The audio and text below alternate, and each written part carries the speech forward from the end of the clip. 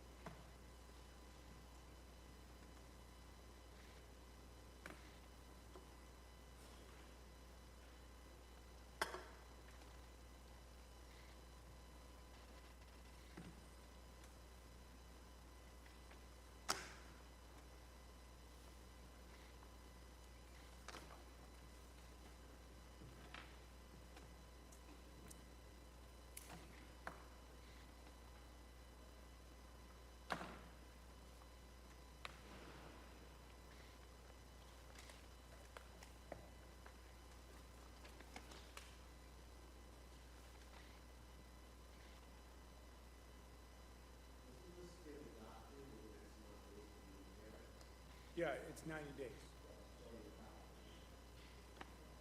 Unless you want to came forward. So this was brought forward on October 16th, constructive adoptions, October 16th, 2023. Huh? That was brought forward. It was brought forward July 18th. Correct, it will be October 16th. The other one was June 27th, so that's probably gonna put it around this time. That's the Culture Development Division. So that puts it around a few days from now.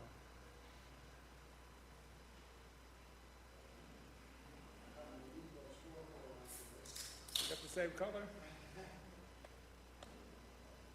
Huh?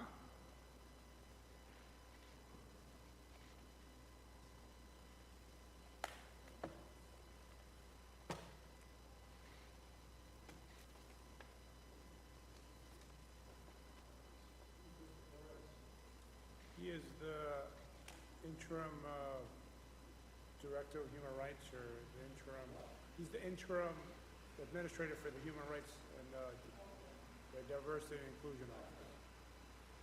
He works in human resources.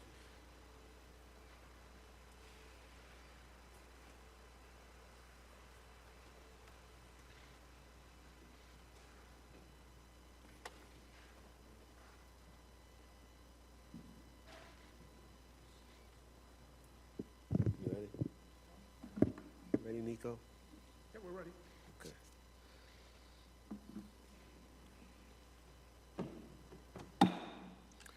Calling to order this evening's meeting of the Municipal and Legislative Operations Committee on Thursday, August 17th. We are in the Levi, is this Levi Lincoln? Yep.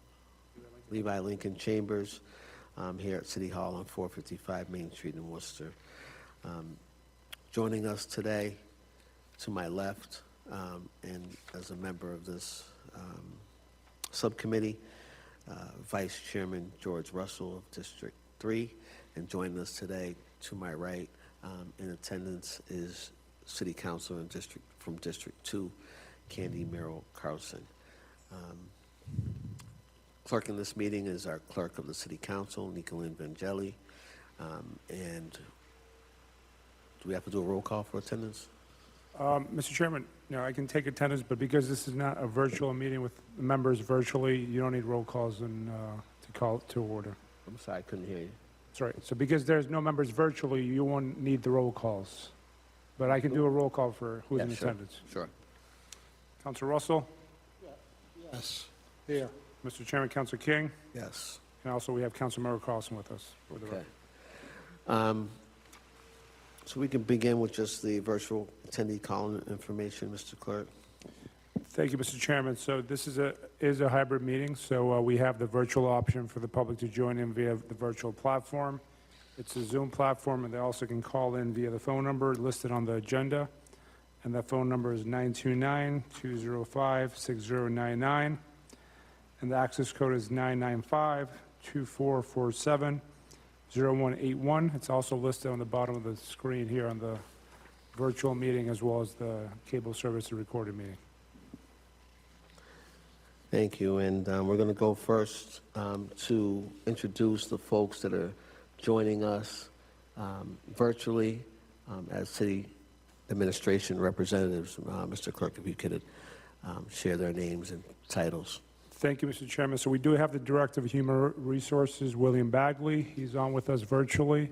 We also have Victor Perez. He is the interim administrator for the Human Rights and I think the Disability Commission as well. So, Thank you, and we'll go to item 2A, in order that the approval of the minutes, that the City Council Standing Committee of Municipal and Legislative Operations hereby approves the minutes of the Municipal and Legislative Operations Committee meeting of July 2023. Motion to file, right? yeah, Mr. Mayor, To Mr. approve. Chairman, just approve the minutes and then, Yeah, motion to approve.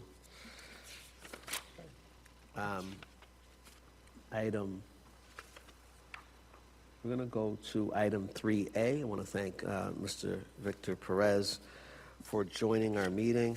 Mr. Perez, despite feeling a bit under the weather, has graced us with his presence. And Mr. Perez, if you could just restate your title for the record. Sure. Good evening, and thank you for that welcome. My name is Victor Perez. I'm the Interim Director of Human Rights and Accessibility, and I'm also the lead investigator with the city. Thank you. And item 3A is recommend adoption of an amendment to the organizational ordinance relative to the advisory committee on the status of women. And before us, we have a recommendation from our city manager, Eric Batista.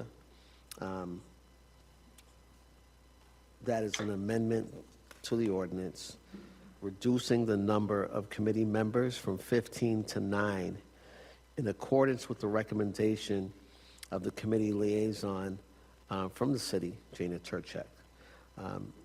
City Solicitor Trainer, who composed this letter, indicates that the current composition of 15 members requiring 8 for a quorum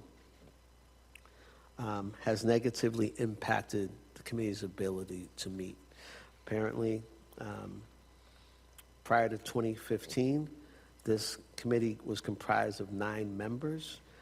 The thought is that this will make it easier for the committee to perform its duties and responsibility. This plan and the city charter requires that the council and the subcommittee conducts a public hearing on this matter, and that we can either accept or reject the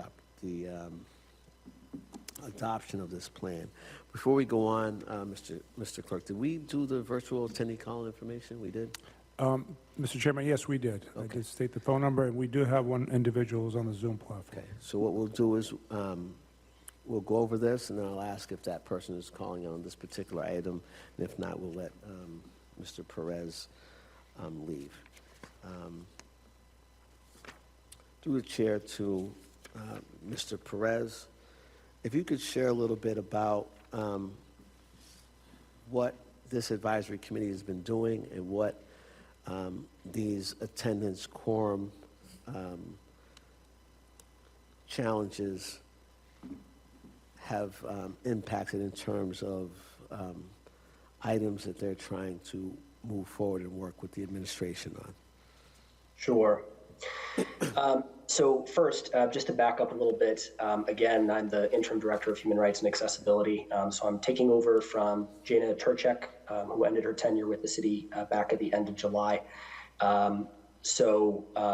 Before Attorney Turchek's departure, my understanding from my communications with Attorney Turchek was that the Advisory Committee on the Status of Women was having difficulty attaining quorum.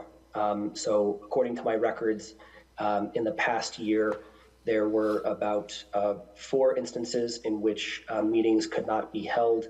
I can't tell you, as I sit here today, that every single one of those instances was related to insufficient quorum, but I do know that it did negatively affect that number. So it wasn't a matter of any particular issues that folks weren't able to, that committee members weren't able to vote on. It was just a question of having the meetings in the first place, and there was this discussion and recognition internally that having the number of members be so high made quorum a lot harder to meet, and was setting this barrier from the group even meeting in the first place. I should also mention that while I did take over for Attorney Turchek's role as the interim director currently, upon her departure, this particular commission was also assigned to another staff member, staff liaison, director of IT administration, Samantha Sandowski, who's not present this week, who's not available this week. I believe she's out for the week. So the information I have is primarily coming from my conversations with Attorney Turchek and her view of her conversations with internal membership. Thank you. And to the chair, to Mr. Perez, if you can share about just generally these subcommittees that meet, advisory committees to the administration, the things that they're working on, how does that get conveyed not just to the administration but to the council? How does the contents of these meetings get conveyed to the council? The activities that come out of it. So I know that in a number of the various advisory committees, there's things they're working on. They don't always necessarily come back before us as a legislative body. And I know that they go to the manager, and the manager can work with them and things. But what does sort of that funneling look like? Yeah, so I mean, as a practical matter, of course, being that these are open meetings, these are open to the public. All information that is discussed over the course of these meetings in these advisory committees is contained in all the meeting minutes. And, to the extent that there is ever any activity that is taking place outside of the context of these committees, maybe collecting information that was requested of a certain group, maybe conversations with the city manager's office potentially about any issues that are relevant to any of the committees. That information is going to be referenced specifically in the public meeting, and there is a summary of that information. Outside of that, I must admit, of course, my own limitation in having just recently taken over for the former director. I am, as I sit here, unaware of other mechanisms by which that information is communicated to the council. Thank you. Mr. Clerk, is there anyone on the line that would like to speak to this matter? Thank you, Mr. Chairman. I try to recognize only one resident online. It's Yenna DeRoche. I'm going to try to unmute the resident now. Maybe we can identify what the resident is calling in. Okay. Not on this one. Okay. It's on, oh crud, what number was it? 4B. Okay.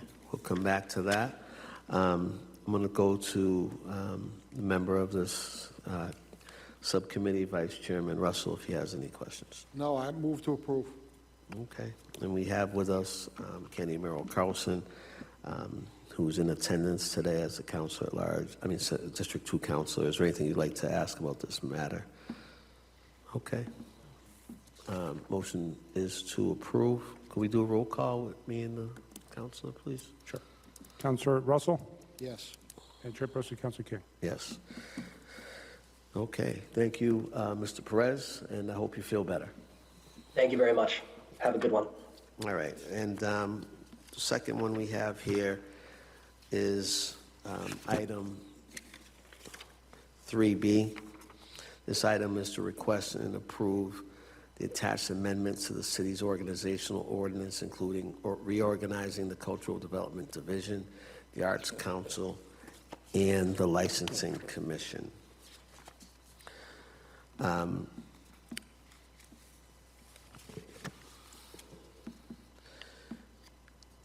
The ordinance, according to correspondence from City Solicitor Michael Traynor, will accomplish the fact that the Cultural Development Division and the Arts Council will be moved from the Executive Office of the City Manager to the Executive Office of Economic Development.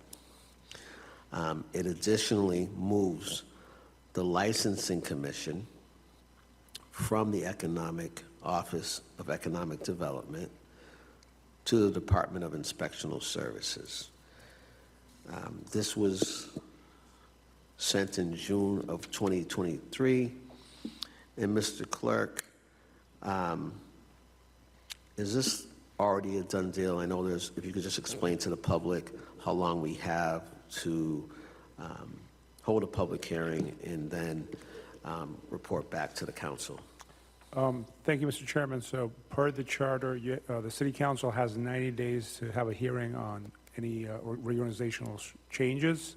And if there is no hearing within 90 days, per the charter, the reorganizational plan takes effect. So my understanding, this came in June of 2023 before the council has been in committee. So, I think it's safe to say that it will probably take effect until August 27th. So you do have a few more days. So it might be, if you vote it through tonight, that'll be in time for the council to approve it. Okay, thank you. We also have joining us today, if you could introduce yourself from our Economic Development Department. Sure, thank you, Mr. Chairman. Peter Dunn, Chief Development Officer.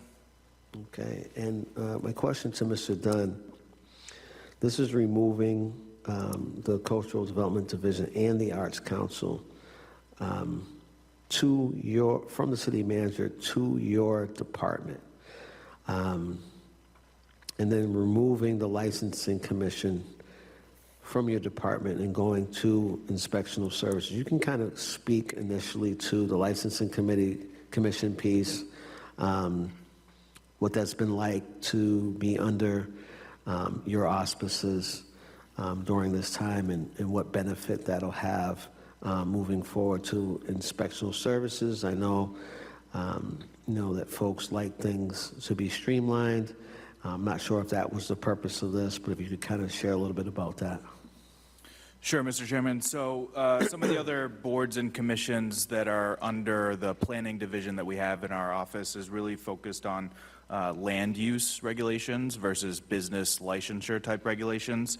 And for businesses that are seeking a license, they're more likely to be needing other kinds of permits from inspectional services versus other types of land use permits. I mean, occasionally maybe they might need something from the zoning board, but more often than not, their business operations are likely to require other types of permits from inspectional services. So from that perspective of the constituent experience, we felt like that shift from economic development of the License Commission and that staffing to inspectional services made more sense to streamline that experience for the constituent, because as we know, inspectional services is over at Mead Street. So what we find is that businesses that would be needing to interact with the License Commission and the staff would be coming to City Hall and then having to go to Mead Street and then coming back and forth.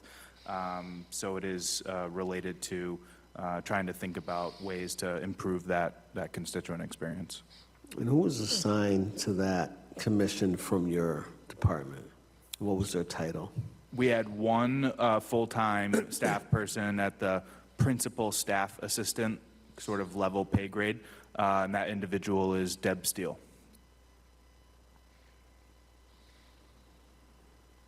And will she also be changing departments? Yes. Okay.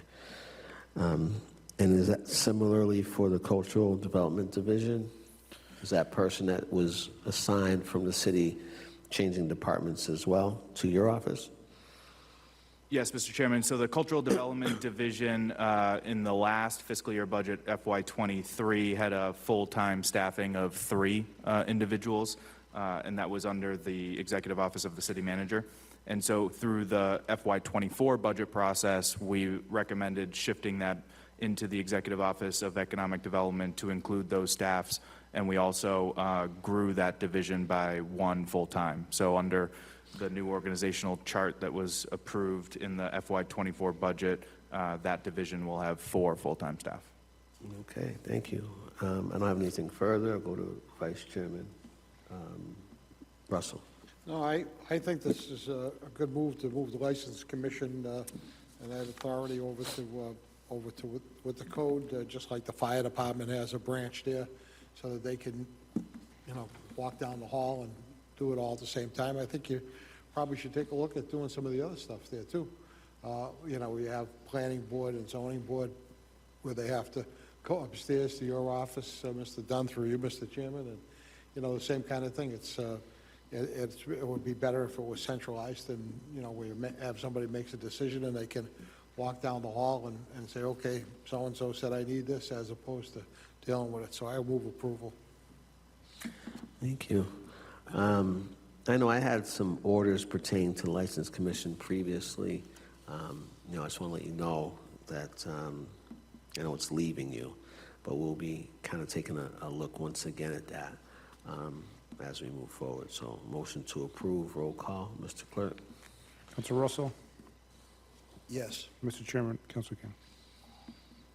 Yes. Mr. Clerk, if you could just ask the person that's on, did they say 4B? Is that what they called on? I believe so, Mr. Chairman. Let me just make sure.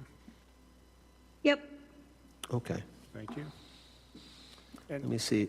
I'm going to see if we can take some of these concurrently. Just give me 1 second.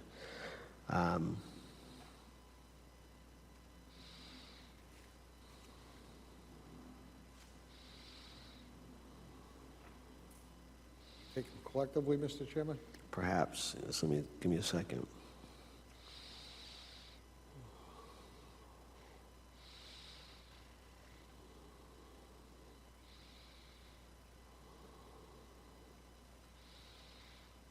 Okay, well, let's hear from the caller in first on 4B.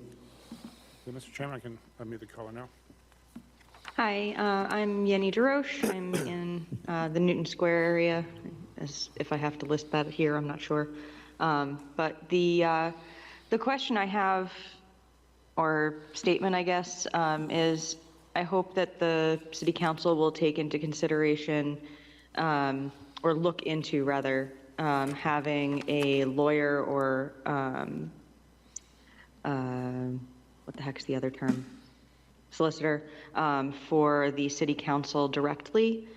The school committee already has a independent counsel, and they have another item on the agenda tonight that basically lists it as taking the load off of the law department related to capital items in particular. But I think that it would be really helpful for the council to have their own lawyer to help draft ordinance proposals and give advice as needed for potential agenda items before things head to the council floor.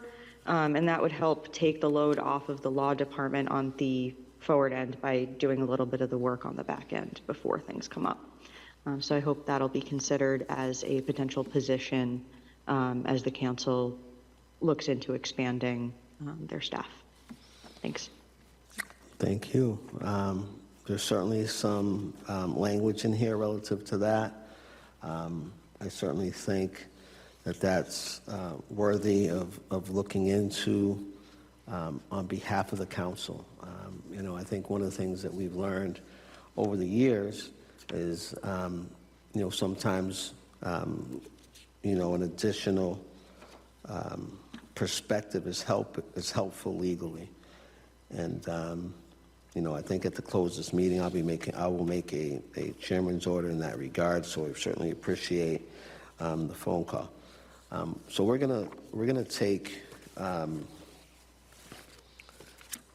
take collectively a couple of these here.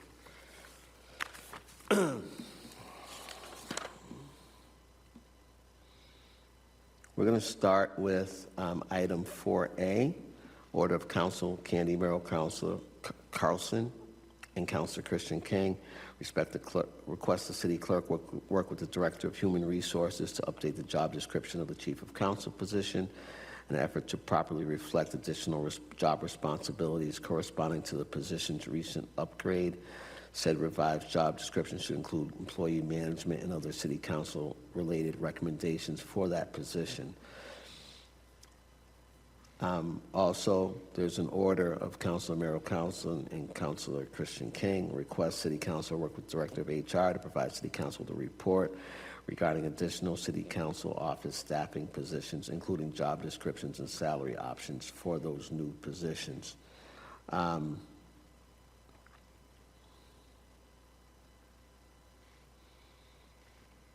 We'll take 5A as well. Communication of the city clerk transmitting an informational communication relative to the chief of council position, the city clerk's office position that supports the chief of council position in a comparison of city council support staffs of similarly sized cities in the Commonwealth. So before we begin on these, I'd just like to go to the clerk. If he could share a little bit about this particular position, its history here in the city, including prior to this chief of council position, the positions that we had some years ago leading up to that, for the public to hear. This is an attempt to obviously expand the capacities of the Worcester City Council, to improve constituent services, et cetera. So if you could share a little bit about the history of this position and the administrative position for the city of Worcester. Thank you, Mr. Chairman. So, dating back to, I would say, 10 or 12 years ago, there was a position in the council office, I believe it was called the council secretary at that time.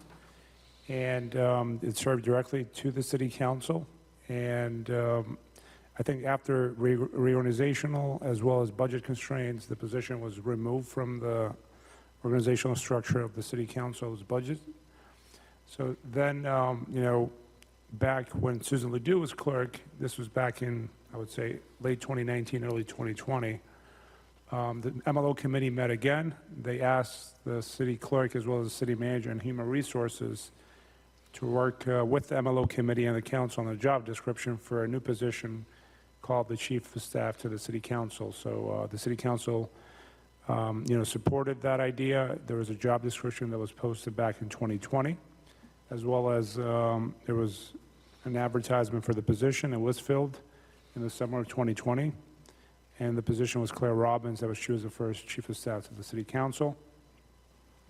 After that, there was a regrade of the position to a higher salary to reflect the responsibilities that are of that position and some of the, not only the responsibilities, also the after-hours work that is required of that position. So the salary regrade was conducted, I think, maybe last year's budget. So that position now is a little over $80,000 a year as a chief of staff to the city council, and currently is being performed by Erica Cowley, which is, she used to work in the clerk's office. Now she's a chief of staff for the city council. So that's the chief of staff to the city council kind of history of the position itself. Thank you. And can you share a little bit about what you found in other municipalities as it relates to staffing? If you could breeze through that, that would be helpful. Certainly, Mr. Chairman. So basically, we've called around in other departments, council departments. Well, it's the city of Cambridge, the city of Boston, the city of Springfield. And there is a variety of, different positions that are within the council offices. So I think it's different from the city of Worcester. The council offices in Springfield, Cambridge, and the city of Boston are separate from the clerk's office, separate from the mayor's office, so they're standalone divisions or departments, as you may call it. So basically, and we'll start with the city of Cambridge. They have 2 council office staff support directly that work with the city council, and they also have 8 individual council aides. So every city council in Cambridge has an individual aide that is provided to them to assist with their responsibilities. In the city of Boston, of course, it's certainly a larger city than Cambridge and Worcester. Their budgeted position go from a little over 100 support staff. And they have legal counsel, they have, direct support to the individual counselors, as well as they have full-time staff. So they have a kind of full-blown organizational structure when it comes to the council support staff.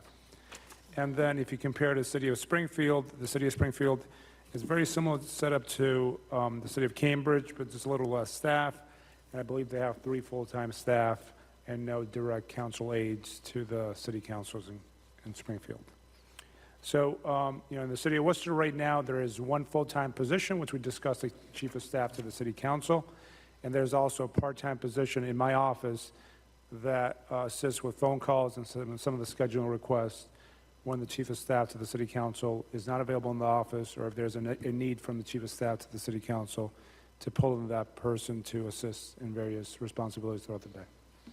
Thank you. And in your research indicates here in Boston, did you do anything in depth in terms of your analysis? Did you take a look into the various positions, or were you just kind of outlining the positions, or did you actually look into what all those, there's an archivist in Boston and So did you look into that, or did you just kind of write down what those positions are? So I think I do have probably the attachments, which are probably not part of this report, but I can give you some of the highlighted management and kind of, which I've included in this attachment. So there's a staff director, which oversees basically all the staff of the city council in Boston. There's a senior legislative assistant, so that's where the research and the policy-based work is done out of the senior legislative assistants. There's compliance director and staff counsel, so that's kind of the legal counsel that the city of Boston has when it comes to the city council support staff in Boston. There's a director of legislative budget, so they do a lot of the budget preparatory stuff for the city of Boston when it comes to the council perspective. There's more research and policy directors based on, they work on council orders and so on. So they do have a full-blown operation when it comes to the city council support staff. And then, of course, my understanding is, I haven't dived into too deep into it, but the council, so the actual city councils in Boston hire their staff directly, so they have their own team individually when they're kind of sworn in as counselors. So there's a support staff in the office, and there's support staff that is hired directly individually by the city councilors. Thank you. Similar to the city of Cambridge. You know, Cambridge has the direct aides that they hire individual counselors, and there's the two support staff that is hired to work out of the Cambridge City Hall. So. Thank you. And that staff council, can you describe a little bit what you learned about that position? To the chair, to the chair. So basically, my understanding, it's a legal counsel. There's an attorney that the city of Boston has hired for their, for their city council office. Okay. I'd like to do a chairman's order that we look into what language needs to be drafted, some salary parameters for a staff council for the Worcester City Council. I'd certainly like to take a look at that. I think if there was one thing I've learned over the years is that there may be an appetite for that with the council, and I'd like to explore it.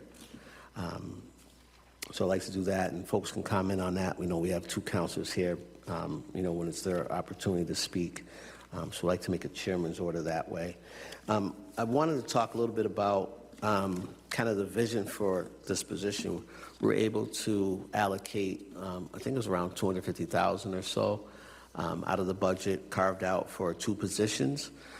We have counselors that want, 10 aides for our city council, and I think that given my history with organizations and business and processes, is that it's important that we're able to ensure that our chief of staff, when kind of supervising or managing these positions, has an opportunity to work out the bugs before we move forward. I think Councilor Merrill Carlson's order relative to adjusting that position and making sure there's a supervision component to it is spot on. And what I've learned also from speaking to my colleagues, that folks use it for different reasons. Folks have different understandings of what chief of council, and if we have council staff or council aides, however we decide to label it, what they do and how that works. I know there's some folks that have visions of, it being, work or activities and responsibilities being delved out differently for district versus at-large councilors and all that, and I think that's a bit in the weeds. But what I would like to do, and I've worked with the clerk's office, and I think HR can weigh on this as well, is that really would like to survey our council without delaying the process around which aspects of the chief of staff position are currently used or have utilized in the past. In addition to that, how often the individual counselors and the outgoing counselors have engaged with staff. We're talking about a scaling question, 1 to 3 times, 4 to 8 times, 9 to 12 times, multiple times a day. Are there additional responsibilities for the chief of staff or additional council staff that they would like to see prioritized in the future? How do they want it to work? How do they want it to function? To be prescriptive from our committee or from the folks who have filed orders, we might miss something if we move that way. Addition to that, I know that one of the challenges, and I'm going to ask the clerk to speak to this, some of the challenges that the position has, I think, is a lot of things internally to the city is relational. And I know when Claire Robbins came on, she did a fantastic job of building those relationships, but it takes time. And it's not an indictment of the administration, but it takes some time for that person to be known, to have their name known, to understand the responsiveness necessary and expected from the council side. And there's a need to streamline communication with chief of staff and city departments. So I just want to ask if the clerk, if you could just state for the public what your current position is and role as it relates to the chief of council is, and, what experientially those folks have experienced regarding engagement with various city departments over the last couple of years. Thank you, Mr. Chairman. So the responsibility of the clerk back in 2020, as was tasked with from the MLO committee, was to help with the hiring process, to work with the Director of Human Resources, which I think Bill Bagley is on tonight. So to have that partnership when it came to the hiring process, and also, as the council, hired the person, and the person came into the role to help with the management of the position, and since the position was first created in 2020 and it was hired the first chief of staff, I've been, my role has been to not only kind of manage the position in terms of, expectations from the counselors, because I constantly communicate with counselors on a daily basis about what they expect from the position, but also, if necessary, step in with HR when it comes to certain things that are not being met of the position itself. So it was not only a mentorship, role with the position, but also a management role with the position. Okay, thank you. And I'm just going to go through some of these things that I worked on, and then I'm going to turn it over to my colleagues, because I really think we need to do this. And I don't think this is going to delay anything. We're going to have some related orders on other things today that we're going to move forward on, hopefully for next city council, but doesn't stop us from doing this piece.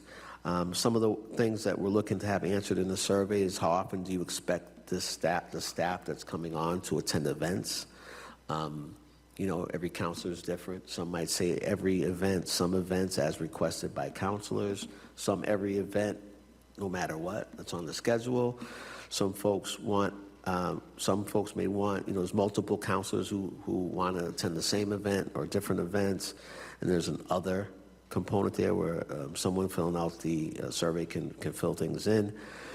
What types of support is helpful? Photos, notes, on-site logistical support, talking points, other. Please describe what you envision additional staff would include and what you would like to see for their additional responsibilities. So what else is it that we're not thinking about that's not in the job description? How many positions with a magic wand, and how many moving forward? Again, we have a chief of council, that will require a period of time. We want to, get an RFP out. We want to onboard these two workers, and then, in the beginning of the new year, really be looking at expansion. But it doesn't make sense to do it without this process. What should the salary range be? What's the position title? Responsibilities, such as assisting with scheduling, constituent intake correspondence, assist with preparing and coordinating communications and events, reporting to the chief of staff. How's that work? Answering phone calls, managing email, correspondence, mail, assisting with departmental inquiries, and supporting the chief of staff's role as a liaison.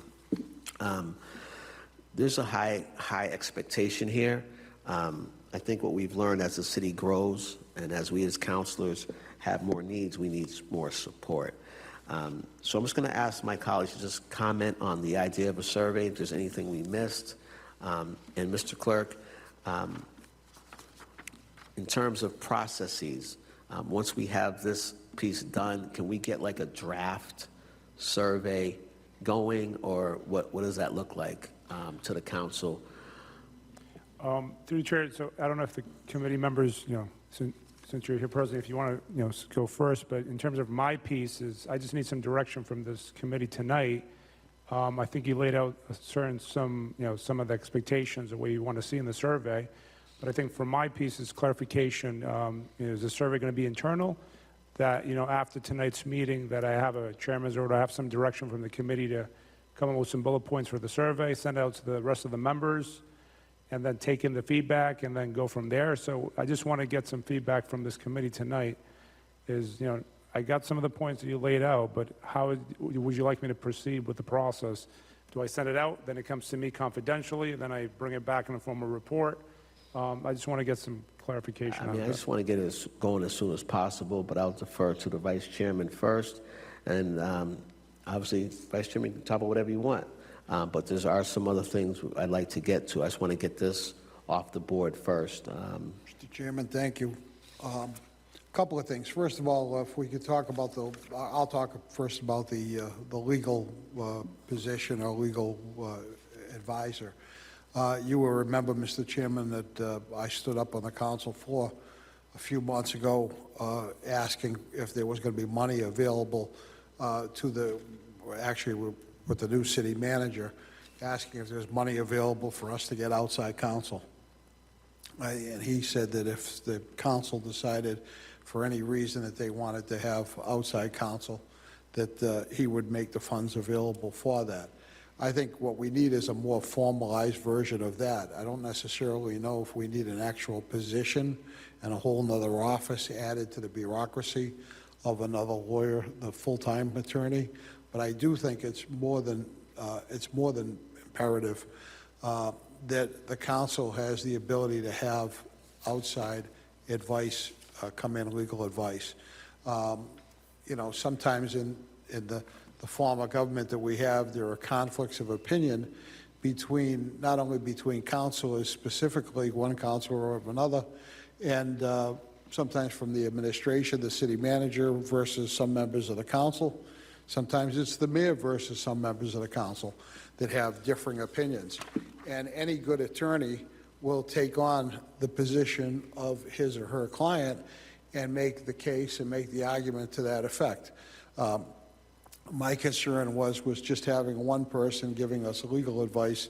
Sometimes it was just a natural take for that person to sometimes, take the position of his or her client, and when his or her client is everybody, it makes for a difficult situation. So I think that what we should be doing is asking the manager for specific line item, maybe to designate an outside law firm that we could go to for our advice if we wanted to, and that's it. But I'm not necessarily sold on setting up a whole nother set of bureaucracy, because if you did that, you'd have a whole nother law office. You wouldn't have just one attorney. You'd have to have some support staff behind that attorney also, so you'd be setting up like another law department. So I think my personal opinion is that we should be looking for more concrete funding for that, as opposed to just what we got from the manager when I brought it up on the council floor, which was he'll make the funds available if needed. We should have a specific item in the budget, and we should also have a specific vendor that we go to that could become that second opinion, if you will, if any of the councilors wanted to pick up the phone and ask for a second opinion from an outside counsel, that we have that. I think that's important. Mr. Chairman, as far as the positions, our position of the chief of council now, I think the staff person that we have in that position now does a good job. I think that she has the ability to probably take that and grow with it as we try and add some staff. My personal opinion on adding staff, though, is not adding one or two people. My personal opinion is because the biggest problem, I think, for any employee is to work for 10 bosses. If we're going to have 10 specific people, 10 city councils, all with various different opinions, that are sometimes asking for the staff person, okay, do some research for me, look into this item, look into that item, ghostwrite a letter for me, ghostwrite a speech for me, when they have, they know where they're coming from politically on some of those specific issues. It's very difficult for that one person to represent 10 people. So what I suggested to the clerk informally was that if we had, a small budget for each counselor, a budget of maybe $25,000 per counselor, that they could pool together with other counselors. Maybe one district and one at-large counselor could get together and have a $50,000 position between the two. Maybe some of our subcommittees would be able to get 3 people together and staff have somebody for $75,000, but have them deal with it so that they're different staff members representing different members of the council. I think that's the way to go. Maybe you might have a retiree or somebody that's a new person that might even be willing to take that small stipend of $25,000 and work exclusively for a counselor just as with that small stipend. And I think that that's the way we need to go, is to have, I think the clerk maybe, as opposed to sending a survey or a written thing that, becomes something like the evaluation of the city manager, where we have to sit and we'll all be asking Erica to ghostwrite it for us and to do our analysis. I think that the clerk should be taking the time, and he's already taken some of that time, to have a conversation with each one of the councilors and ask them what they think and what they're looking for. But I think that the problem is, if you have 10 councilors, you have 10 people. And when you have 10 people, you're going to have 10 different opinions. And you're going to have 10 different things that folks need to assist them in the position as city councilors. I had the pleasure a couple of years ago of spending some time socially with one of our colleagues in Boston. It's a Boston city councilor, and I remember him saying to me, "What do you have for staff?" And I said, "Well, we don't have staff. We have one person among 10 of us." And he looked at me and he said, "How do you get anything done?" And that's the problem, is that, you have 10 councilors, all part-timers, that have other careers, that have things going, so you need some specific thing. The one position that we have, even if we added one or two more positions, I could see it just doubling up on that problem of asking one person or two people to go in 10 different directions. I think that we should be asking each counselor what he or she or they want to have for that, and have them have a little portion of that overall budget allocated, so that they could direct it as they think it will best serve the constituents that elected them and that they're trying to serve. Thank you, Mr. Chairman. Thank you. I think that's part and parcel to the survey. I think certainly there's a lot of, having one employee with 10 bosses is certainly a challenge. I think we know the challenges. We're here looking for solutions, which is why we allocated a set amount in the budget for 2 positions. We want to make sure that our chief of council isn't overwhelmed. This chief of council has been here for how many months, Mr. Clerk? Through the chair to As the the chief of council? committee, so as the chief of council, about, I believe, 3 or 4 months now. 3 or 4 months. We want to make sure that as a body, that we are making sure that position is going to be as successful as possible. And having immediately 10 direct reports while we're still kind of onboarding their positions would be extremely challenging for someone, particularly if it ends up being this particular person. And we would want to look at, their experience with, management and things of that nature. So I certainly agree with everything that was said pertaining to that position. I was trying to just stay with the I guess I should know better, with the survey, but Mr. Vice Chairman, do you have any other questions that you think would be relevant for the survey? We'll certainly have an open-ended piece where someone like yourself could add and type whatever they wanted in regards to the position. And I certainly think we know that when it comes down to our votes that not everyone is always happy, but I think folks want to be included. For us to be prescriptive from this body would not be helpful to our colleagues. I'm sure the mayor may have something to weigh in on, even though, he's part of the council. So is there any other aspect of the work or anything that you've seen outside of what you've already stated that should be captured in the survey? Well, the problem is, Mr. Chairman, is that each one of us not only go in different directions, but even individually, we go in different directions. Correct. I've had situations where I've asked the council staff person to ghostwrite something for me, ghostwrite a letter, or ghostwrite a speech if I was going to go into a public event where I was going to speak about something, and I might not have known all the background, and they'll do a little research for you and put together some words. But that's the problem, is that you really don't know. You might have them doing, things like helping you with your calendar and just okaying things, requests that come in, simple things. But I think that each one of us go in individually. Each one of us go in different directions and need different things. And that's why I think it's really important that if we're going to add to the staff, that the staff people are responsible to the councilors, maybe not legally under our charter, they might be responsible to the clerk, but they should be responsible on a day-to-day basis to the needs of the council members. And I think that's why allocating or breaking up those funds and maybe having councilors either try to put someone in utilizing that little bit of money, or grouping together and trying to get 2 or 3 or even more. You might have, a caucus that hires a staff person or 2 staff persons. It might be, whatever caucus on one side or another. And that's, at least you'll have people working on the same wavelength as far as which way they want to go with the research and what they're trying to accomplish. Thank you.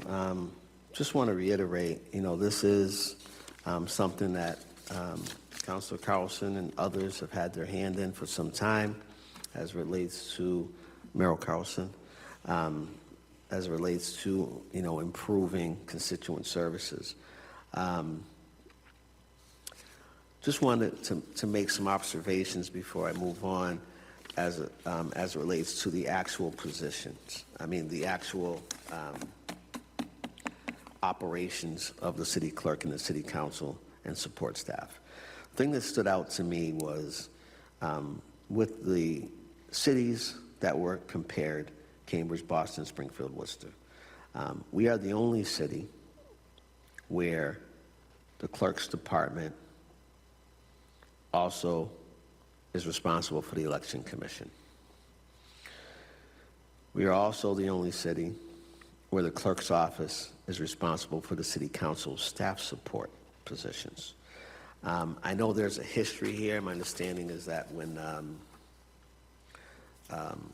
manager Mike O'Brien was here, I think someone may have left or what have you, and there was a merging of the elections department and the clerk's office. Can you speak to that history, Mr. Clerk? Through the chair to the councilor, so are you referring to the election department? Sorry? Yes. The election Elections, department. yeah. Yeah, Elections merging with the clerk. My understanding was that it was intended to be temporary. It was quick. Someone was leaving, and that they were trying to make sure the operations were not interfered with. Thank you, Mr. Chair. So basically, in 2007, the election director, I believe it was Craig Manso at that time, took a job with the city of Newton as the election director in Newton. At that time, the city administration, because technically the election department falls under the city managers when it came to the administration of elections when Craig Manso was here. The city manager, with the city council as well as with the clerk, had a discussion, and then the council passed or requested the state legislature to pass special legislation to put election administration under the city clerk's office, and that's what happened in 2007. I think the municipal preliminary in 2007 was the first election of the city clerk. At that time, David Rushford managed.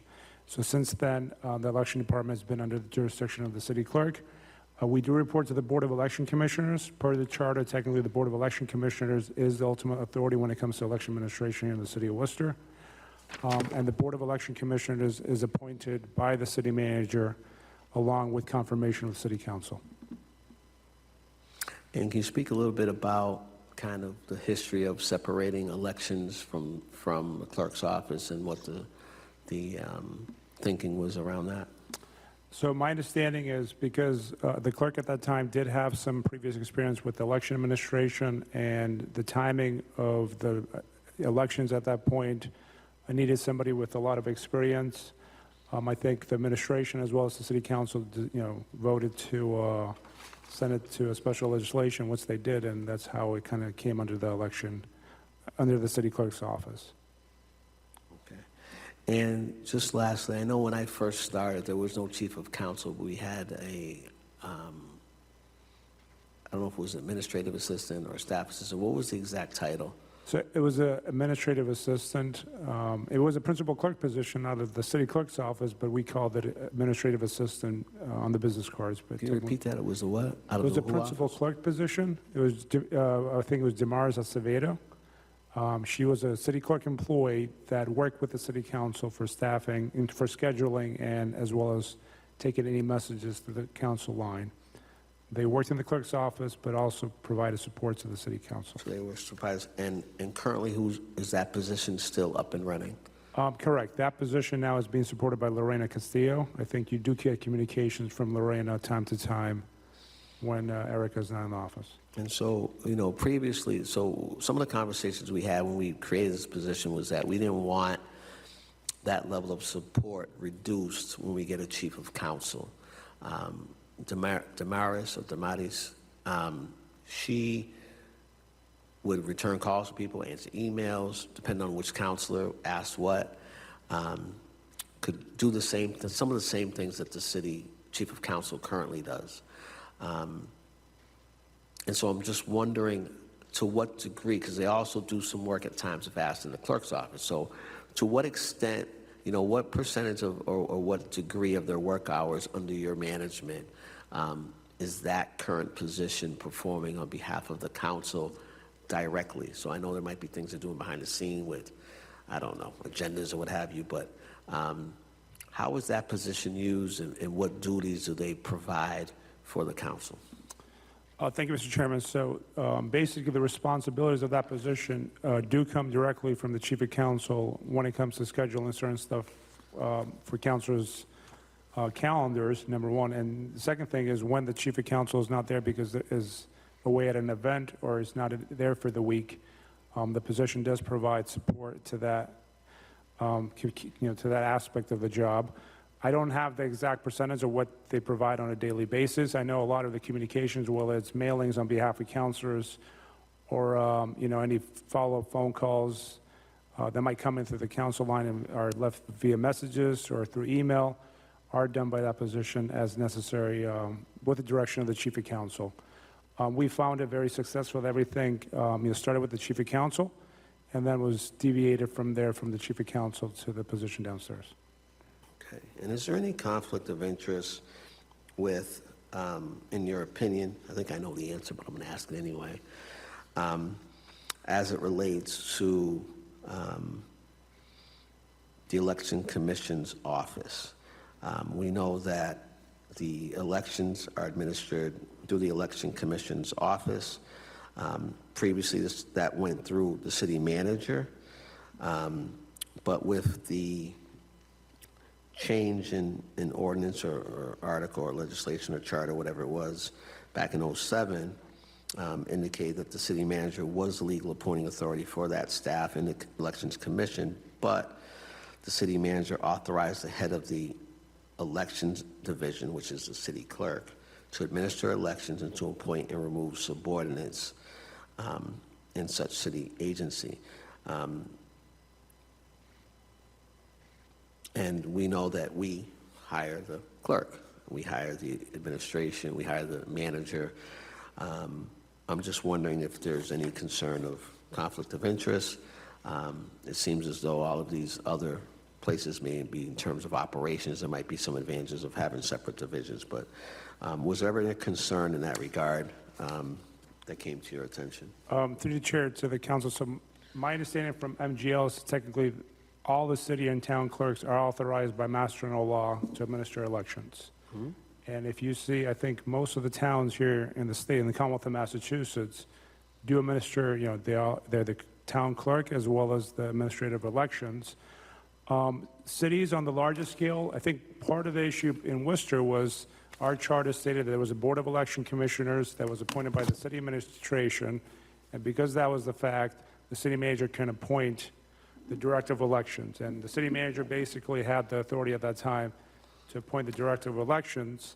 When the special acts was passed, that administration responsibility was turned over to the city clerks because the city clerk provided administrative support and staff and support to the board of election commissioners. So I don't foresee that having any conflict. There is other cities, Boston, I think Cambridge, and Springfield, they do run elections separate because That's how their chart is still structured, and that's what they've been doing for a long time.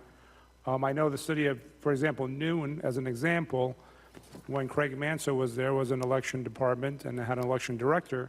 When Craig Manso retired from Newton, that responsibility went to the city clerk. So there is shifting that goes on, I think, in a lot of these cities.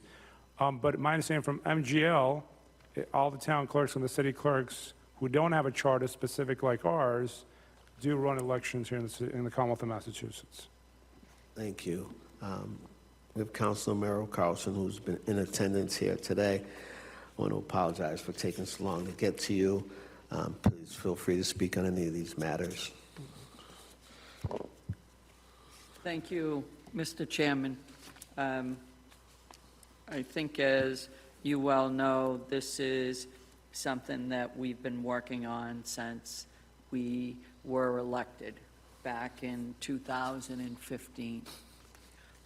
As far as the survey goes, I think that it's fine. We should do it. I would just say that, you know, if we could, at the end of the survey, add in any other thoughts that we may have. Yes. Would be my only suggestion to that. In terms of the council office, the chief of staff position, again, as you well know and the rest of my colleagues know, this was a heck of a struggle to get to where we are today. In terms of the salary and this individual becoming the chief of council, I hope that we look at her salary, because if she, at this point, happens to be Erica, whoever that position is, I hope we look at that salary and adjust that accordingly, given the fact that she will be supervising two, if it's two, additional individuals. And I just want to say that for us as a city, for far too long, in my opinion, this city is, for as big as we are, and we talk about how much we've grown, and I want to just bring my colleagues' attention to how much the budget has also increased. And we as a council have sat here with one individual to take care of our needs, and oftentimes there's a lot of feedback that we get, and that, quite frankly, is because we had a council office with, for several years, no staff at all. And I get it that Dee answered the phone, and that's what she did, and took messages.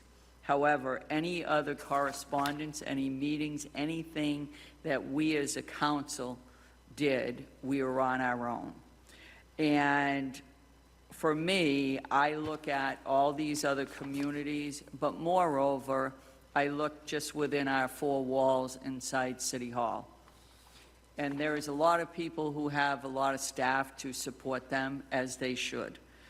And I believe that this council, and as some out there, constituents in the community will say, that, you know, we've sort of lost our way because we don't have the support that we need here as a council.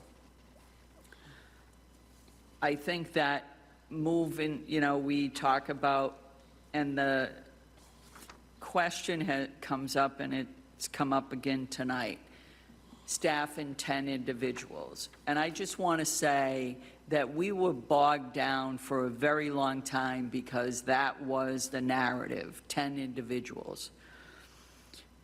Just want to say Claire Robbins, who had the position, did a phenomenal job staffing 10 individuals. Erica Crowley, who now has the position, staffs 10 individuals. And I am not saying by any means that that's an easy task, because we certainly know it's a tough task. But I think if we have the opportunity for the first time to hire 2 additional individuals to support this city council, and I hope to see that that number grows, to be honest with you. Again, I just say to people, look around us in the Commonwealth of Massachusetts, every other city council office and what they have for resources. And there are times that, quite frankly, we get not a whole heck of a lot. And I was extremely happy to see that this manager put the money in the budget for us to hire additional individuals. I hope that those individuals are hired as salary employees, no differently than every other department head. Every other department head has people that are working in their department, and they're earning a decent salary, not hourly salary. And when I looked at the salaries that people are earning, whether it's inside City Hall or any off-site offices, I hope that we as a council will look at those numbers and make sure whoever it is that we're hiring earns a decent, livable salary. There's, and again, my colleague spoke to each counselor is different in what their needs are on a daily basis, and that is absolutely true. I certainly can sit here and tell you what my needs are, but I can't answer that question for my colleagues. But I can tell you that there's a lot more that I've been able to do since we have a full-time person, that I'm not having to, chase a calendar and 5 other individuals' calendars. Just the mere fact of being able to attend more constituent meetings for me is certainly a big plus. Again, I don't like doing it, but I am going to say is look at all the other communities around Massachusetts and what a council office has for staff. And I think we need to begin to look at that, and we need to build our staff. And I'm quite honestly thrilled that this finally is getting to a point where we can bring it to the council. And again, when we talk about inside counsel or outside counsel, I'm of the mind, to be very honest, that I think that that individual needs to be somebody who is working for the council. I don't want somebody who's on retainer, to be perfectly honest with you, because again, as we look at what is happening in this city with the growth of the population, the growth of just managing this budget and looking at what's happening, I do believe that, again, why are we shortchanging ourselves? And that's what I feel like we're doing. And,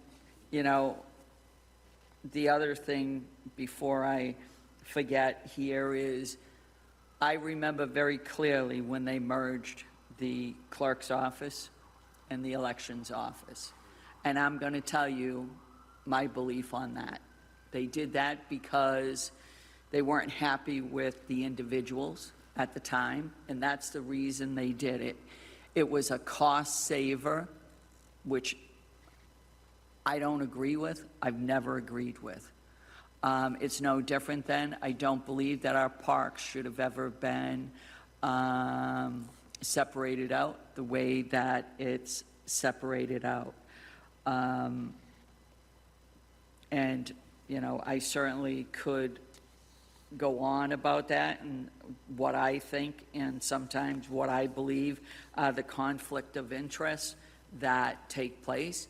and the staffing that it takes away from, whether it's the clerk's office or the elections office. But I do just want to reemphasize that having 2 additional positions, and it could be talked about, is one of those positions, you know, do they staff 5 individuals and the other one staff 5 individuals? I don't know but just certainly, I think that a lot of that is up for discussion. Because I do think long-term, having one individual is certainly going to take its toll on one individual. And the last thing that I just want to talk about, Mr. Chairman, is and we've had this discussion with the city, and I think every other community around the Commonwealth who has their own office staff and they report to the city council, there's no reason why that we can't do a home rule petition for us to have those same opportunities. The city of Boston, the council there doesn't go to the clerk and say, I want you to hire X. That's done through the council. I think we should look at that. I hope we'll look at that because, again, we've seen with the history, when there's somebody who's looking at an individual to hire for this city council, we know what that has the potential to look like without the city council having input on that. And I know that folks are going to say it's in the charter, and I clearly understand it's in the charter, but I will just say to my colleagues that this city council should have input on who they're hiring inside of their office, no differently than the other communities across the Commonwealth of Massachusetts have the opportunity to weigh in on who they're hiring. So, thank you, Mr. Chairman. Thank you. So if we can just ensure that on that survey, as the counselor mentioned, that we can have a portion, as we discussed over the last few days, Mr. Clerk, where a counselor has the ability to write in a narrative as it relates to their vision for these positions. I just want to, what Councilor Carlson just briefly ended with was these positions coming under the authority of the city council. Is there language that was proposed for that? I just can't locate it. Can you read it? Certainly, Mr. Chairman. So basically, when I brought in my report for 5A with the comparison of other cities, I also stated on there some of the recommendations, what I saw based on other cities.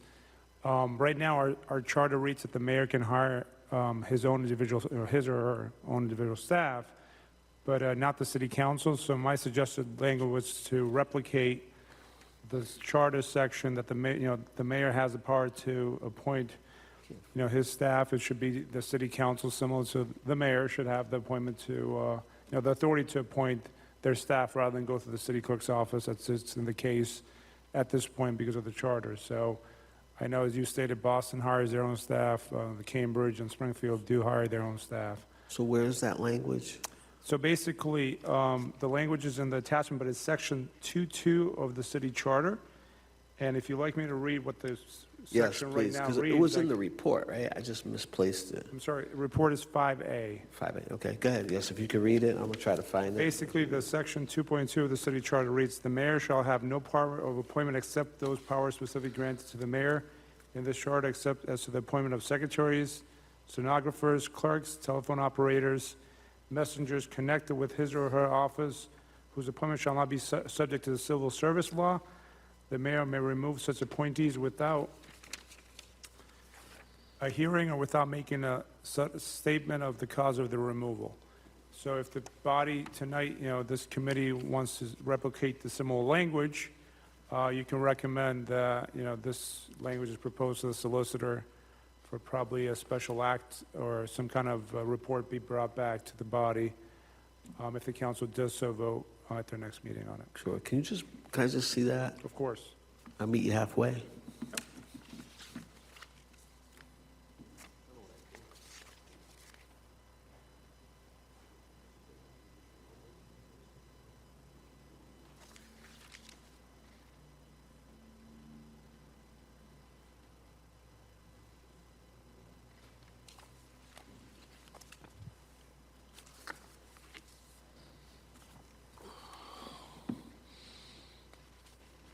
Okay.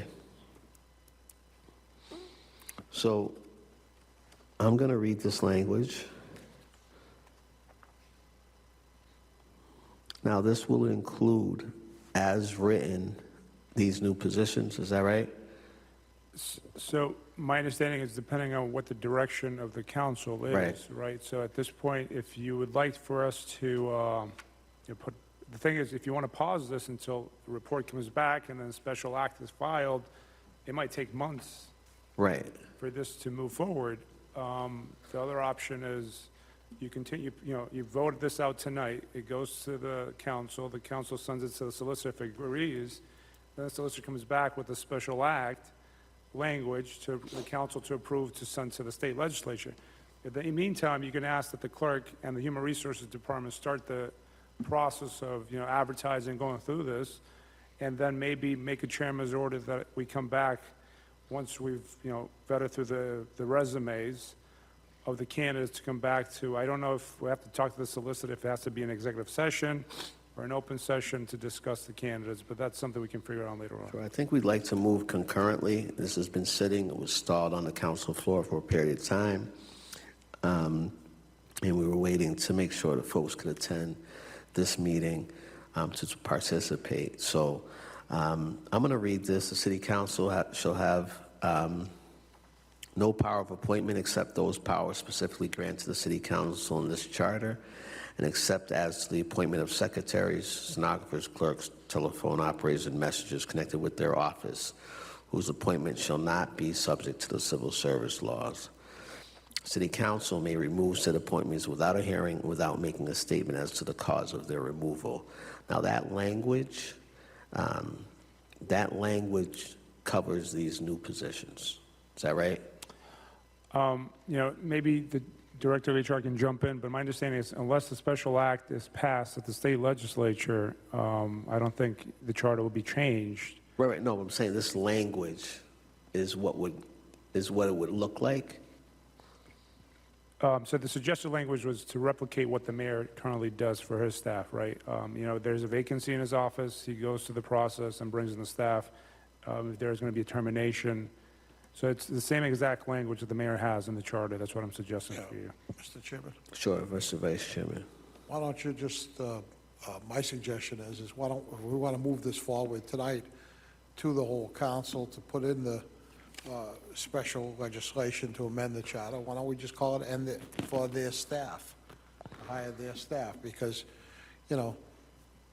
5 years from now or 10 years from now might be completely different positions that are not Right. in that, just their own staff. So I think, just to clarify, I think Council Russell does bring up a good point. We don't call those positions anymore secretaries or stenographers. Right. Right, that's You why I can was strike that asking. language Yeah. and just do, hire their own, support staff. You can Yeah. call it support staff. And get it done and put it before the council and put it And before the where's- legislature. Thank you. And where's the language as it pertains to, oh, here it is, the city manager, city clerk, it's here, okay.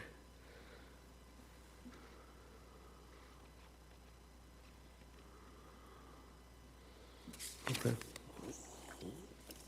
So what would the order need to be here? The city council?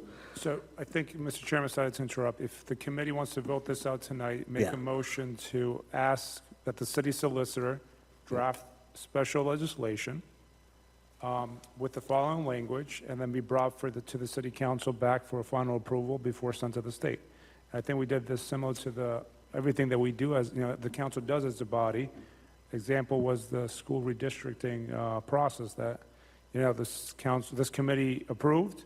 It went to the council concurred, sent to the solicitor bring it back, and then once you vote that final language, the city manager and the solicitor is asked to file with the state legislature.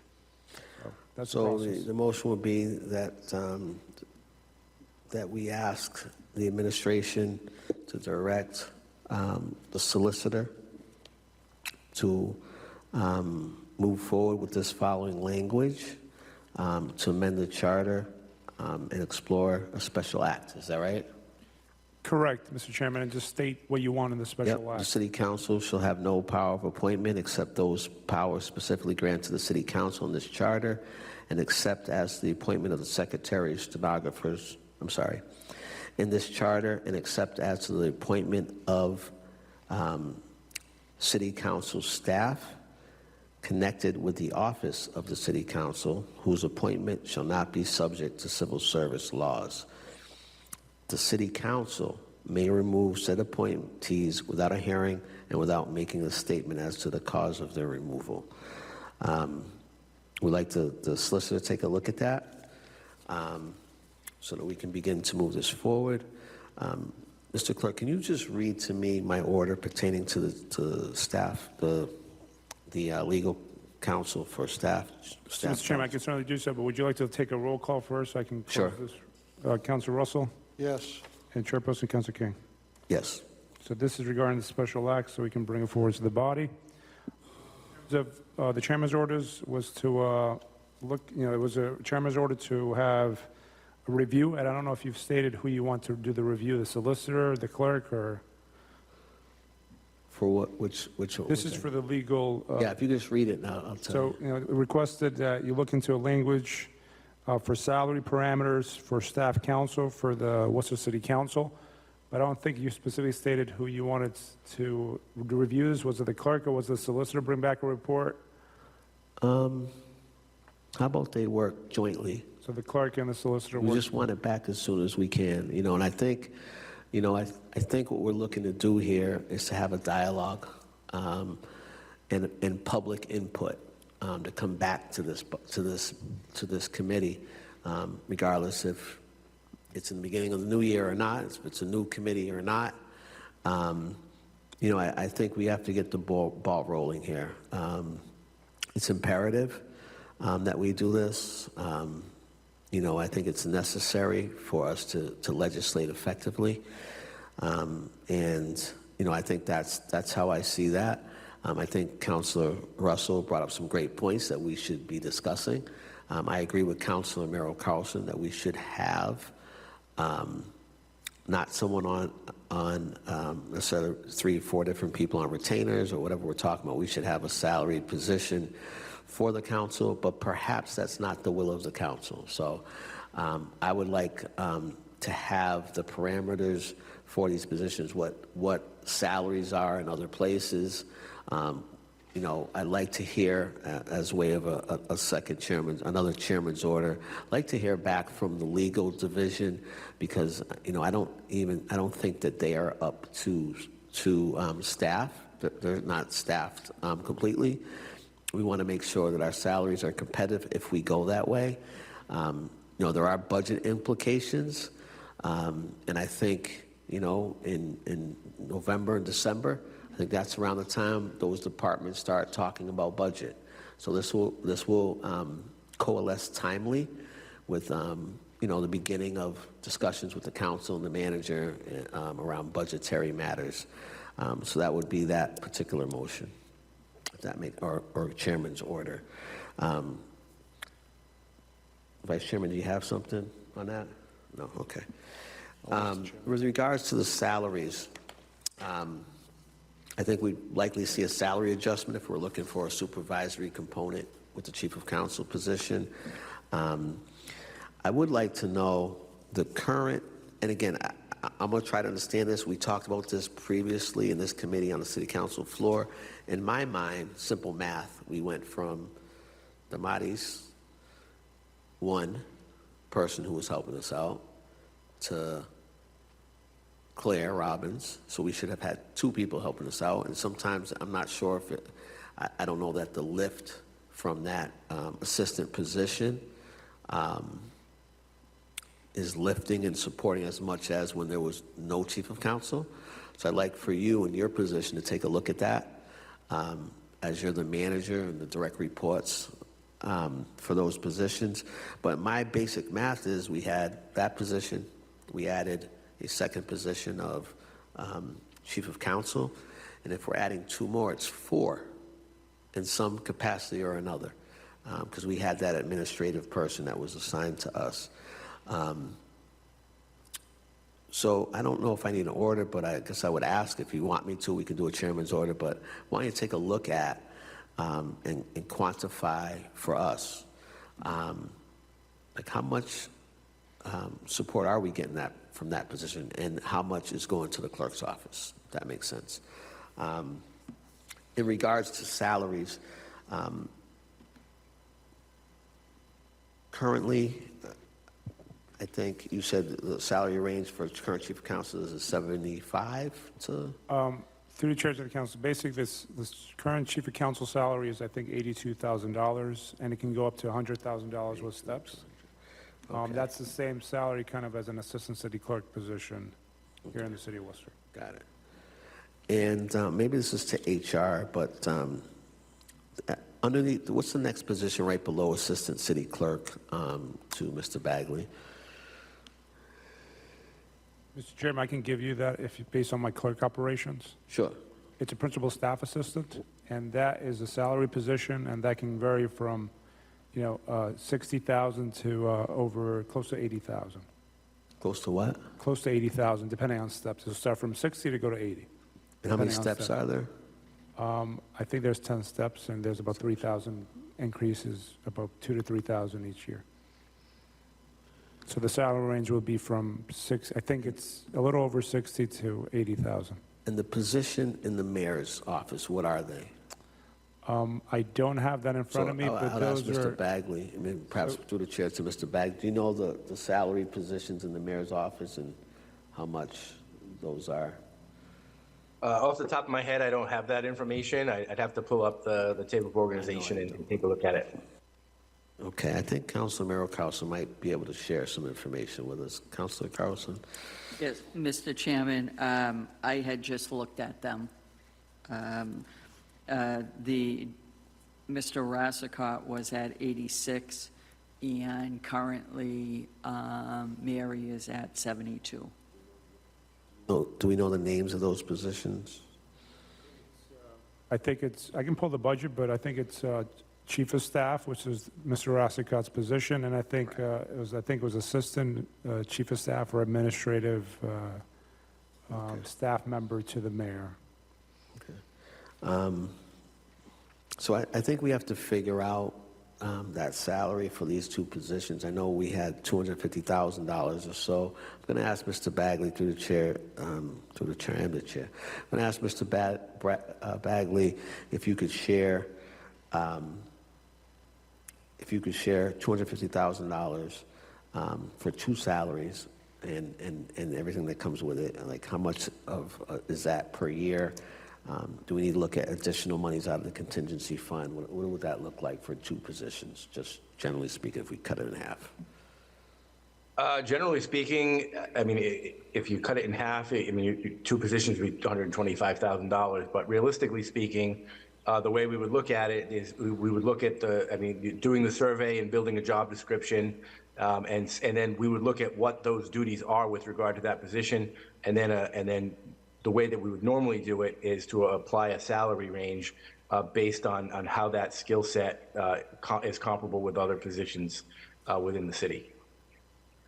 Okay, that's fair enough.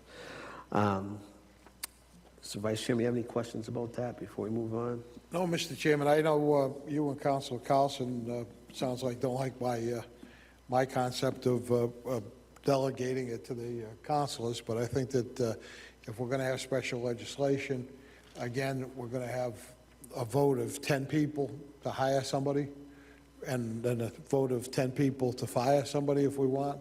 I still think we should be talking about breaking that up into smaller groups, either individually to each counselor or where counselors team up one way or another, because it's still going to be, it's going to add even one more layer of craziness when it comes to 10 supervisors and 10 people hiring. You know, it'll be a situation almost like when we have a vacancy in the clerk's office, a clerk's position or the manager's position or whatever. You're going to have all different opinions of which way you should go and everything else. That's why what we're doing is trying to get support for the counselors, so the counselors are providing better services to the community. That's the beginning and end of it. And each counselor goes through an election process every other year, and each counselor knows the needs of the community and knows the needs of his or her or their constituent.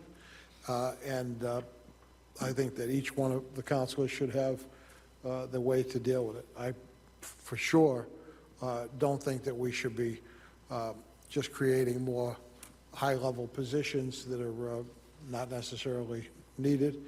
And I do have major concerns about creating a whole nother law office that staffs the council exclusively. I think we could be between that and the contingency money and the adding for legal staff and support staff for the legal person and everything else. Before you know it, we'll be at $750,000, if not more. Thank you. And I think that there's other ways and other better uses for that money. Thank you. You know, you can't put a price on, having additional legal advice as we move forward operationally as a city. And I think we all are mindful of spending the taxpayers' dollars. This isn't a process or an endeavor where we're not considering the budgetary implications. But what I do know from my professional experience and from my council experience is that we can do reorganizations, we can reorg, we can work with the city manager on reorg. It's his thing to do independently. However, he does report to the council, and if it's the will of the council, we will get this done. I'm very, very excited today that we are working towards expanding constituent services, that we're moving forward to solidify the council's confidence in having a second legal perspective from an entity that reports directly to the council. We're exploring that. And that's incredibly important. I can tell you, I did not know this person was calling in today. It was very supportive that I was able to move that way. When I reviewed these documents and I noticed that position, in some of the other municipalities, it only made sense based on the last 8 years that I've served here. But this is not an attempt for more bureaucracy. It's actually an attempt to be more effective at doing our jobs. So I just want to clarify with that. Mr. Chairman, Mr. Clerk, let me ask you, Mr. Bagley, you had mentioned the process by which you can move forward on really getting an idea of a salary range with the job description. Is there any additional orders that I need to do to handle that? And if so, I would ask the clerk to suggest some language. Mr. Bagley, is that right? You need some direction. The administration could use direction if we're moving forward this way, or support. I know you work for the administration, but would it be helpful if we kind of provided some impetus? With regard to that, I think the survey is the best way to start this process. Get an idea of what the council needs, and then from that build positions and job descriptions. And once we have those job descriptions in place, like I said, our goal is to look at this from an equitable standpoint, which is why we'd want to say that the job descriptions of this position are comparable to other positions in the city, and then make sure that the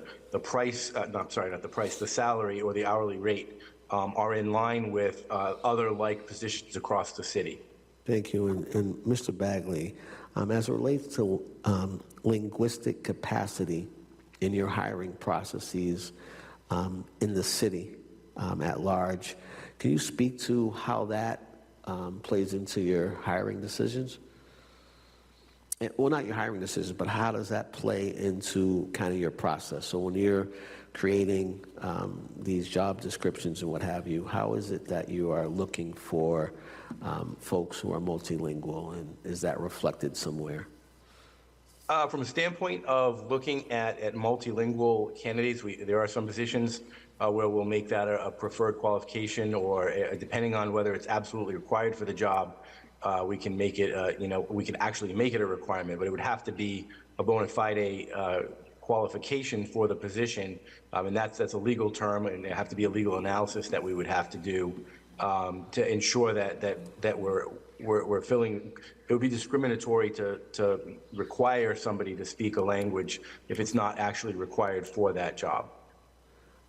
So if we could, by chairman's order, that we take that analysis to determine how to be, mindful and on the record with regards to linguistic capacity, because we know we are serving a diverse population. It only makes sense to have that as a point of emphasis. Doesn't mean that necessarily we don't want language that restricts and limits our options to only hiring people who are multilingual, but we really want the public to know that it's the conscience of the city council that we take all those things into consideration. So what would that look like, Mr. Bagley? I'm not sure I understand the question. So you said there has to be a legal analysis. What would that look like? Well, we would look at the job again, this would come back to the job description. Okay. What the requirements of the position are. So that this is it's a down the road analysis that we would do based on the job description. Okay. Mr. Chairman, if I can... Yes, Mr. Clerk. Mr. Chairman, if I can jump in, and Mr. Bagley can correct me, but my understanding is all positions that we post with the City of Worcester is we do encourage minorities and bilingual candidates to apply. Perfect. So maybe that statement will suffice on the job description. Suffices. Correct, Mr. Bagley? That's correct. We do that in all of our job applications. Okay. That but as I said, suffices. to make it a requirement, it would need to be something that was specific to that position. Yes, I think that's sufficient. That's what I was trying Yes. to get to. Just want to make sure folks know it's on our conscience as a subcommittee and as a city, and so I certainly appreciate that. Is there any other thing that I need to do in terms of language to move this forward, Mr. Clerk? So, Mr. Chairman, I think I have to get some clarity, and I think Mr. Bagley also needs some clarity from the committee tonight. So I think we discussed a possible survey. I think the clarity that I need tonight is I have some of the parameters, which you listed earlier, and I think Councilmember Carlson listed some and Councilor Russell, so I'll try to put that all together. I think I do need the committee to vote tonight to ask the clerk to come up with a draft survey to submit to the body. And then the second thing I need to clarify is the drafts, this draft survey, the survey, I know Councilor Russell mentioned that I sit down with the councilors. Is that a better method to come up with a survey, submit it to the councilors, meet with the councilors individually? Yeah, no. So- I'm not trying to prolong this. I think that folks can participate in the survey or not. Okay. I don't think that's necessary. The way I see this survey is kind of what I spoke about. There'll be an open-ended piece of it. We'd like it to come back to the council and to the committee for discussion. But I don't want it to slow down our concurrent processes. If that makes sense. So if I get this, just want to make sure we're on the same page here. So basically, you want me to draft the survey, submit it to the members, collect that information, and then bring it back in the formal report to the council to come back to the committee? Is that what your intent is? Or should I collect that and then? So, I don't want to drag this out, right? We just want the information. That information should be shared with HR or whoever's doing Correct. the job description. That's the primary thing. But I would still like it at some point, I'd like it to come back here Sure. because we can have a discussion in committee if there's anything that was missed or what have you. I don't want to exclude the council or this committee from the Right, process. so then maybe if the committee, if you agree as a chair and the committee agrees, so basically, I'll draft the survey, submit it to the members, collect the data, submit that to HR for a review. Yes. Once HR has that review, we can work on the job description. And then, I'll bring back the job description, or I'll submit that to the body, and then we can post a job description. Is that the Yes, direction and you we want to still go? have the legal piece, right? We have to get that sign off on the language, I think. Is that right? What language? The language that So that's to the solicitor for the Yes. special act. That's Yes. separate. I just want to yes. get clarity. Yep, separate, yep. Yeah, that is the separate, which you already voted. I just want to get to the survey and the job posting so we Yes. can move as quickly as Yep. possible on this. That makes sense to me. Would like to make a motion to that effect. Okay, so just to clarify again, that the clerk is being directed to come up with the survey, submit it to the members, collect the data from the members, and then submit that data to HR so they can finalize the job description. Right. So that's great. If you And want- also, that'll come back to here as well. And then we'll come back to the committee once everything is finalized. Right, right. Okay. Mr. Vice Chairman, Mr. Chairman, I would prefer having the clerk draft the survey, show it to us, and that maybe at the next meeting, you have a meeting every 4 weeks, just about anyway, and then send it to the other members of the council, maybe even, well, I think the way we're trying to cover this. That's my thought. Yeah, I think that makes sense. The only piece, the way we're trying to cover that is we're going to have on that survey a portion where there's a narrative that can be entered for anything missed. The point today was to bring that to committee. If you had any additional things that you wanted to add to the survey, you had the opportunity to do that. And I think we're pretty good. To wait another 4 weeks or 5 weeks, I don't know that's helpful. We've been waiting a long time for this to come forward in committee and out of council. And I think that, what you're saying is true. We should be taking a look at this final thing, but nothing prevents you from sending it. I can share it with the members of this body. You can't deliberate with one another, you can deliberate with Right. me. but- Right. So we can do that, and make sure that, the narrative piece is, significant enough, X amount of characters so that folks can add to it in case we miss anything. And we know we're not going to make everybody happy, but this is an attempt to just be inclusive. So that would be the order. Mr. Chairman, I would ask that on this survey that there was also a question asking my colleagues or our colleagues if they would prefer, multiple positions at a smaller salary or less positions at a higher salary, so that, as I talked about, because obviously we have a difference of opinion. It'd be interesting to see what our colleagues are thinking too. If they're thinking it'd be better to have, somebody that only works with 1 or 2 counselors as opposed to at a lower salary.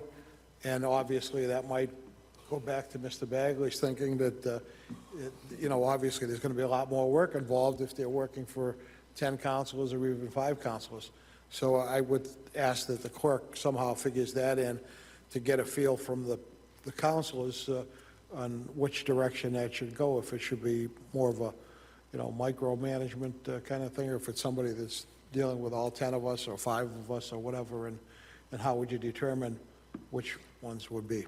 Sure. So, One suggestion would be, at the end of the survey, we may conclude that, it may be a number of full-time positions and maybe a number of part-time positions and a combination of it. I think that's the importance of the survey is to figure out, how many hours you need and what the best way to do that is. If there are nighttime events, then maybe there's a part-time position that might be suitable to somebody that wants to work evenings or weekends.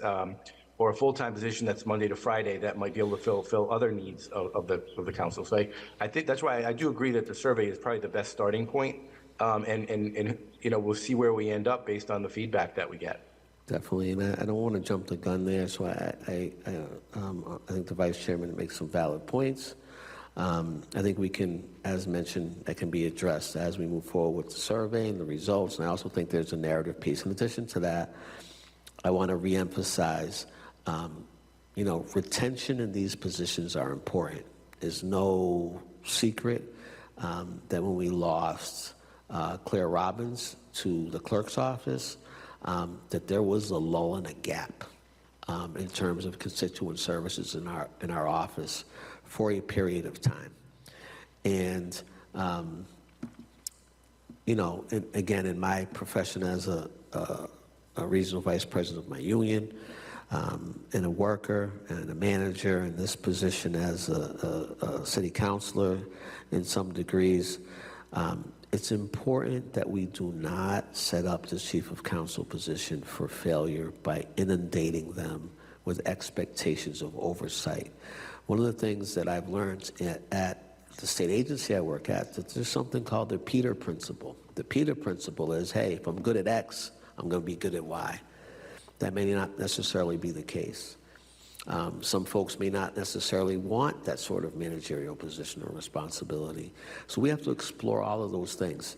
And to beset someone with, you're the chief of council, you have oversight over 10 positions, can be overwhelming, particularly when we haven't kind of, I'm not going to use the word pilot, but we haven't kind of onboarded additional positions to find out what works and what doesn't work. This has to be a process, and that's why we allotted the amount we allotted. And yeah, you can divvy it up, but now you're making the oversight increasingly difficult because we're not asking the city manager to oversee those folks. We're asking the chief of council. So I think we should be very cognizant and mindful of that. So I don't think there's any more orders. So, Mr. Chairman, if Or we just motions. take a vote on the survey vote. Yep. And Yep, the then I survey. think I want to clarify the second piece, which is a job description, because I want to make sure we're on the same page. Yeah. So, Counsel Russell Yes. and Chairperson Counsel King. Yes. And then, Mr. Chairman, I just want to clarify, so, you know, HR is also on the same page with me, is, you know, with the survey information collected, then we'll work on the job description. So I guess, you know, once I have the survey data, we'll give you, you know, give the body a copy of the job description. Do you want to come back to this committee, or should we just, you know, share it with the council and then go from there? I know time is of the essence here, so I don't know if we're meeting until, I think, How did we after do it last September. time? It came back to this committee, and then the committee took a vote on it. Okay, so I we can, just- we can do that, I guess. Mr. Chairman, I think that if you have, if the survey comes back and folks want to go in one direction over a different direction, the job description might be completely different, you know, so I don't know if the... Mr. Bagley is nodding position to yes. do Could- that at could I that hear from point Mr. Bagley? Without having a discussion. Yeah. Yeah, I would agree with that. I think we want to look at what the council's needs are and Agreed. desires are for Yes. these, for this. And that's why I was talking about, then we can see what fits as far as positions based on what's needed and wanted, and, you know, whether it's a consensus or whether, you know, there's different opinions. And, Mr. Chairman, you're going to have at least 2 new members. And again, we as a body made a decision the city manager didn't provide $250,000 out of the blue. We made it very clear we're looking for 2 positions. We need to do that. We need to identify who will supervise those. And I think, you know, my idea of the survey is exactly on point. So do we have any other orders that we need to make? So I think, that, Mr. Chairman, based on what I just, you know, heard, is that do the survey, come back with some Yes. proposed language for the job description based on the survey. I'm assuming the committee will meet again so they can finalize the job description before we post it. Is that Yes, my understanding? yes. Okay, All right, all right. all right, we're good.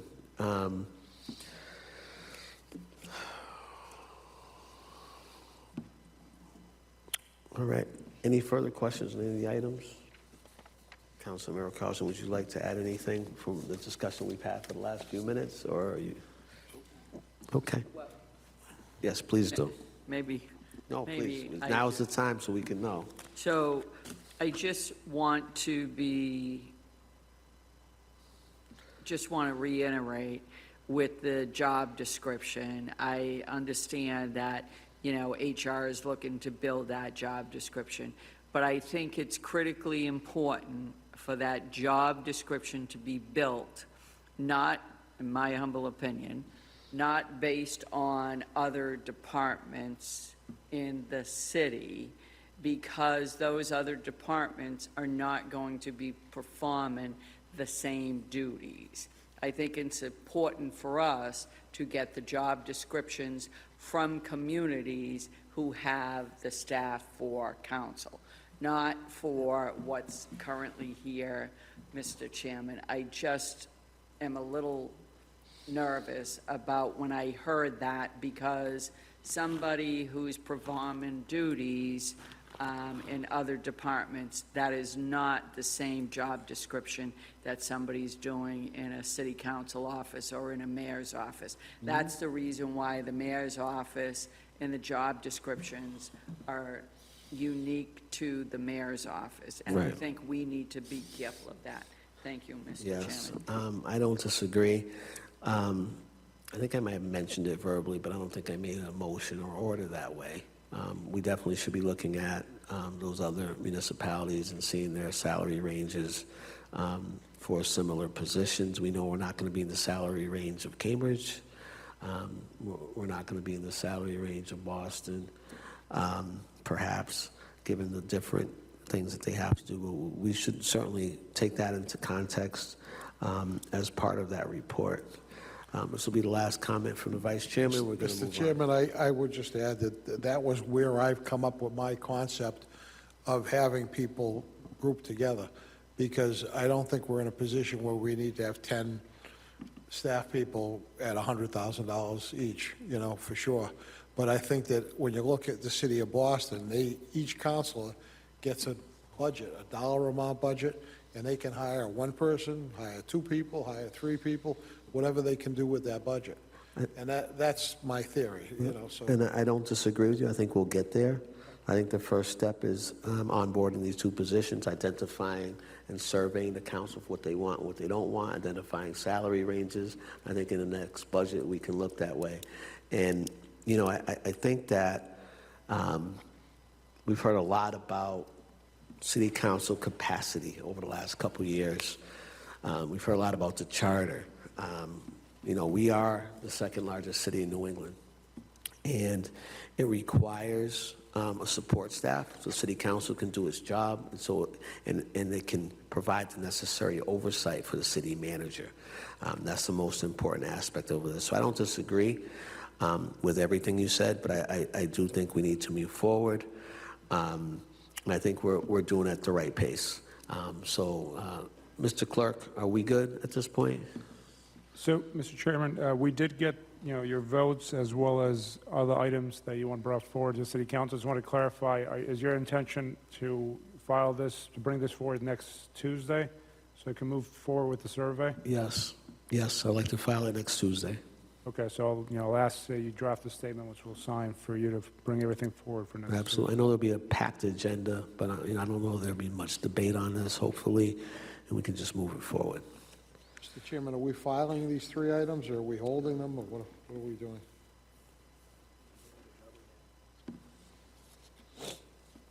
Back to the items. That's all right. Worse. Okay, so, item 4A.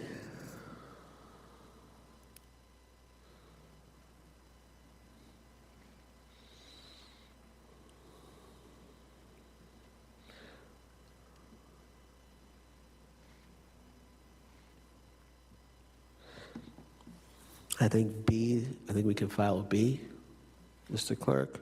Order of Candy Merrill Carlson and Councilor Christian E. King request the clerk work with the Director of HR to provide the council with a report regarding additional city council office staffing positions, including job descriptions and salary options for new positions. I think that's what we just spoke about, right? Correct, Mr. Chairman. So I think ideally this will come out into council, but my concern is... We'll hold it. Yeah, my concern we'll hold is, how do we get this stuff into council for Tuesday? Yep.